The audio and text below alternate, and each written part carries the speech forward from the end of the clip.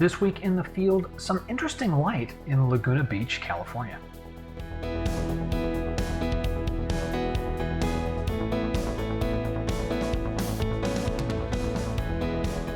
Hi everybody, welcome to In the Field. My name is Scott Davenport, and I'm back out on the beaches this week.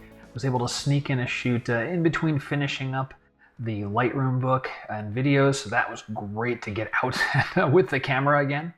So I went to Laguna Beach. The first time I visited this area, I had the need to be in the Orange County area and snuck in a visit to the coast. And so let me just show you where this spot is, where I chose to try my hand at this section of the coast, and then some footage from the shoot.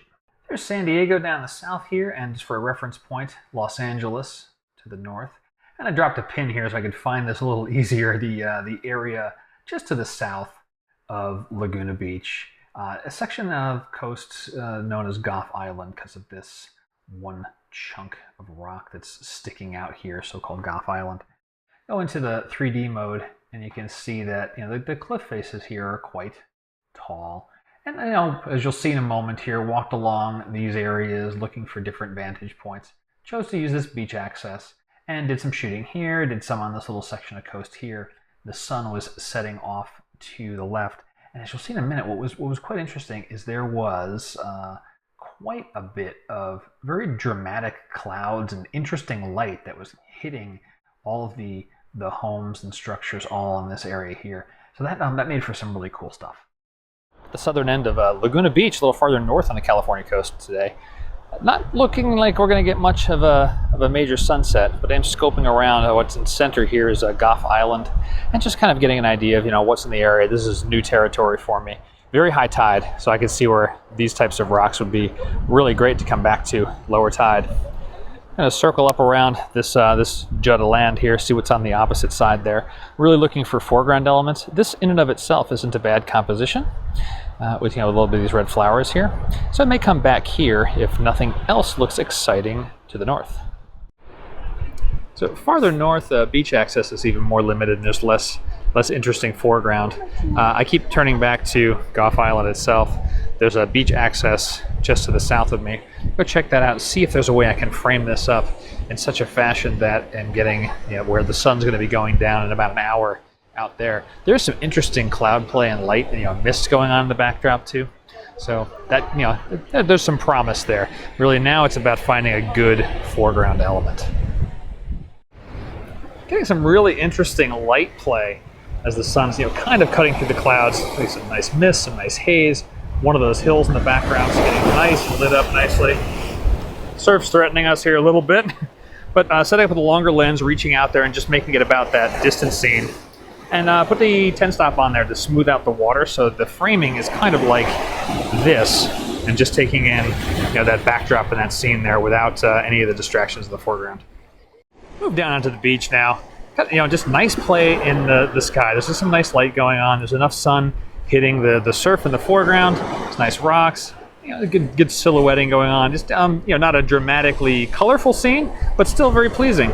So just taking some shots while the water does its thing here in the foreground. This is about what I'm framed up as in the camera. I'm going to switch over and hopefully I can refocus, and you can kind of see what we got going on there. My reflection can get out of there. Let's tilt that down a little bit. That's worse. Let's go up. So you can see what we have framed up. I got a little bit of zebra stripe action happening because I'm still overexposing in those areas, and that's okay. I can cut some of that down with exposure compensation.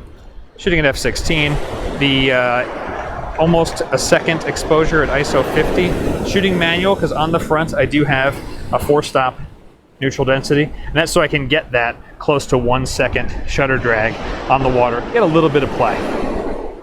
The sunset didn't materialize as I'd hoped. That gap at the horizon in the clouds was still there. The sun just wasn't strong enough to pierce through it and light up the underside of all the other clouds that were there. Instead, got that round orange orb that you would just see at the horizon, which in and of itself is kind of cool, but I didn't have a good foreground subject to throw in front of it. Like I didn't have that sailboat that would happen to be sailing by right at the precise moment the sun was going down the horizon.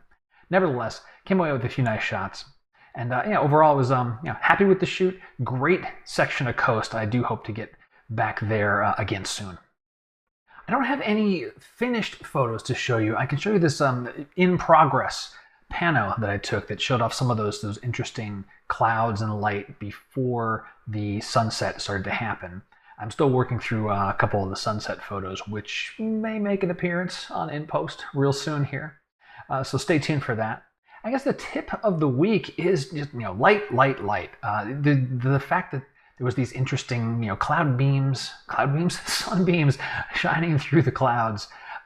It just, it made what was otherwise would have been, a pretty, ordinary afternoon, some, nice homes on the beach.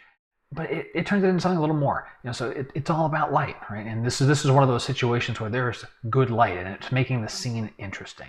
So when you see good light, find yourself a subject and get your camera ready. And that's a wrap for this week in the field. I hope you've enjoyed it. If you did, let me know. Comments, +1s, likes, social shares, all that great stuff. And if you have questions, by all means, send them my way. Love to hear from you.